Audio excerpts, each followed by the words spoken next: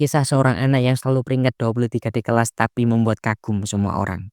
Assalamualaikum warahmatullahi wabarakatuh. Halo teman-teman, kali ini saya akan menceritakan sebuah kisah yang sangat inspiratif. Sampai video ini dibuat sudah 3 juta lebih orang membaca kisah ini. Mari simak kisah ini sampai selesai. Anakku selalu peringkat ke-23, tapi ketika satu kelas menulis siapa teman yang paling dikagumi, semua kompak menjawab nama anakku. Di kelasnya ada 25 orang murid. Setiap kenaikan kelas, anak perempuanku selalu mendapat ranking ke-23. Lambat laun ia dijuluki dengan panggilan nomor ini. Sebagai orang tua, kami merasa panggilan ini kurang enak didengar. Namun anehnya, anak kami tidak merasa keberatan dengan panggilan ini. Pada sebuah acara keluarga besar, kami berkumpul bersama di sebuah restoran. Topik pembicaraan semua orang adalah tentang jagoan mereka masing-masing.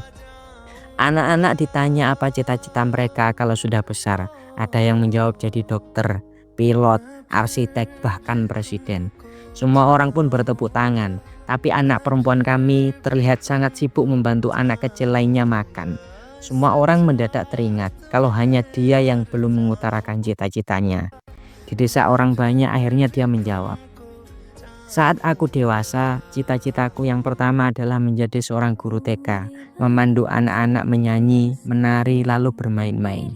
Demi menunjukkan kesopanan, semua orang tetap memberikan pujian, kemudian menanyakan apa cita-citanya yang kedua. Dia pun menjawab, saya ingin menjadi seorang ibu, mengenakan kain celemek bergambar Doraemon dan memasak di dapur. Kemudian membacakan cerita untuk anak-anakku dan membawa mereka ke teras rumah untuk melihat bintang-bintang. Semua sanak keluarga saling pandang tanpa tahu harus berkata apa. Nampak raut muka istriku pun terlihat canggung sekali. Sepulangnya kami kembali ke rumah, istriku mengeluhkan kepadaku, apakah aku akan membiarkan anak perempuan kami kelak hanya menjadi seorang guru TK? Anak kami sangat penurut, dia tidak lagi membaca komik, tidak lagi membuat origami, tidak lagi banyak bermain. Bagai seekor burung kecil yang kelelahan, dia ikut les belajar berkesinambungan. Buku pelajaran dan buku latihan dikerjakan terus tanpa henti.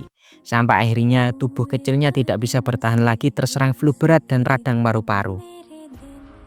Akan tetapi hasil ujian semesternya membuat kami tidak tahu mau tertawa atau menangis. Tetap saja ranking 23. Kami memang sangat sayang pada anak kami ini, namun kami sungguh tidak memahami akan nilai di sekolahnya. Pada suatu minggu, teman-teman sekantor mengajak pergi rekreasi bersama. Semua orang membawa serta keluarga mereka. Sepanjang perjalanan penuh dengan tawa. Ada anak yang bernyanyi, ada juga yang memperagakan kebolehannya. Anak kami tidak punya keahlian khusus, hanya terus bertepuk tangan dengan sangat gembira. Dia seringkali lari ke belakang untuk mengawasi bahan makanan, merapikan kembali kotak makanan yang terlihat sedikit miring, mengetatkan tutup botol yang longgar, atau mengelap tempat sayuran yang meluap keluar. Dia sibuk sekali bagaikan seorang pengurus rumah tangga cilik. Ketika makan ada satu kejadian tak terduga. 2 orang anak lelaki kami, satunya si jenius matematika, satunya lagi ahli bahasa Inggris, berebut sebuah kue. Tiada seorang pun yang mau melepaskannya, juga tidak mau saling membaginya. Para orang tua membujuk mereka namun tak berhasil. Terakhir, anak kamilah yang berhasil melerainya dengan merayu mereka untuk berdamai. Ketika pulang, jalanan macet. Anak-anak mulai terlihat gelisah. Anakku membuat guyonan dan terus membuat orang-orang semobil tertawa tanpa henti. Tangannya juga tidak pernah berhenti. Dia mengguntingkan berbagai bentuk binatang kecil dari kotak bekas tempat makanan. Sampai ketika turun dari mobil bus, setiap orang mendapatkan guntingan kertas berbentuk hewan masing-masing. Dan mereka terlihat begitu gembira. Selepas ujian semester, aku meminta telepon dari wali kelas anakku. Pertama-tama mendapatkan kabar kalau ranking sekolah anakku tetap 23. Namun, dia mengatakan ada satu hal aneh yang terjadi.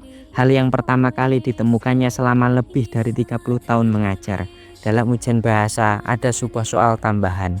Dalam soal itu tertera, siapa teman sekelas yang paling kamu kagumi dan apa alasannya? Dan jawaban dari semua teman sekelasnya sama. Tak ada satu pun yang beda. Mereka serentak menuliskan nama anakku. Mereka bilang, karena anakku sangat senang membantu orang, selalu memberi semangat, selalu menghibur, selalu enak diajak berteman, dan banyak hal lagi.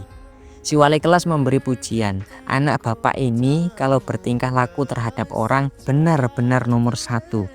Tak berselang lama, aku mencandai anakku dan berkata kepadanya, suatu saat kamu akan menjadi pahlawan, nak. Anakku yang sedang merajut selendang leher tiba-tiba menjawab, Bu guru pernah mengatakan sebuah pepatah, ketika pahlawan lewat, harus ada orang yang bertepuk tangan di tepi jalan. Dia lalu melanjutkan, ayah, aku tidak mau jadi pahlawan. Aku mau jadi orang yang bertepuk tangan di tepi jalan saja. Aku terkejut mendengarnya. Dalam hatiku pun terasa hangat seketika. Seketika hatiku tergugah oleh anak perempuanku.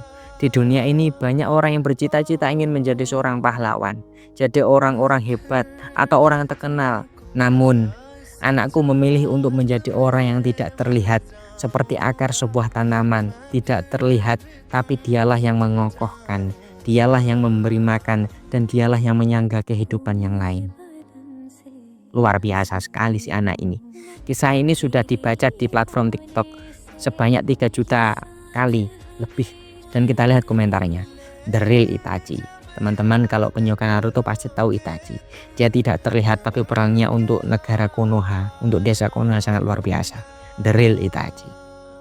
Kemudian ada komentar lagi, aku pernah menanyakan ini pada anakku. Dia peringkat ke-30 dari 32 siswa.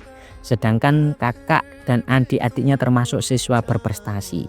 Terkadang dia menjadi terlihat berbeda dari saudara-saudaranya. Ketika aku bertanya tentang cita-cita mereka, saudaranya ada yang bilang kelak akan jadi seorang dokter, ada yang bilang mau jadi pilot, dan ada yang satu lagi pengen jadi seorang desainer hebat.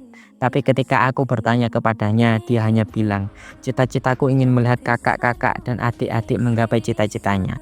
Lalu aku tanya, apa kau tidak ingin sekolah keluar kampung ini? Lalu dia menjawab, aku akan di sini menemani mama, bantu mama biar saudaraku bisa menggapai cita-citanya. Adiknya yang bungsu menjawab, kakak ingin jadi pahlawan. Lalu dia menjawab, bukan, aku hanya ingin kelak bisa bertepuk tangan untuk kesuksesan kalian. Aku ingin melihat mama bangga pada kalian. Seketika hatiku sendu, ku peluk dia dan ku ucap terima kasih. Mama jauh lebih bangga akan pemikiranmu. Jangan berkecil hati, walau kau tak sepintar mereka, tapi kau lebih jauh cerdas dan lebih hebat. Masya Allah. Kemudian ada yang cocok lagi 23 ya, menarik. 2 sama dengan 2 kalimat syahadat, asyhadu alla ilaha illallah wa asyhadu anna muhammadar rasulullah. 3 pedoman dan tujuan hidup, Allah, Rasul, dan Al-Quran. 2 tambah 3 sama dengan 5. 5 sama dengan rukun, dan 5 sholat dalam Islam sebagai pondasi kehidupan. Masya Allah, semoga menginspirasi. Demikianlah, wallahul muwaffiq ila aqwamit thoriq. Wassalamualaikum warahmatullahi wabarakatuh.